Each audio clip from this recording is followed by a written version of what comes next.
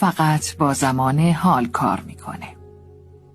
دختر کوچولوم قبلا میومد پیشم و میگفت مامان امروز فرداست یا دیروزه، چون مفهوم آینده رو نمیفهمید. وقتی به بچه‌ها بگید هفته آینده میتونی اونو داشته باشی، وقتی از خواب بیدار میشن میپرسن امروز هفته دیگه هست و ذهنم مثل بچه هاست. خیلی شبیه یه بچه 5 سال است. با زمان آینده کار نمیکنه. سال دیگه ثروتمند میشم. سال دیگه کسب و کارم موفق میشه. 5 سال دیگه قسط خونم تموم شده. 4 سال دیگه یه مرسدس بنز میخرم.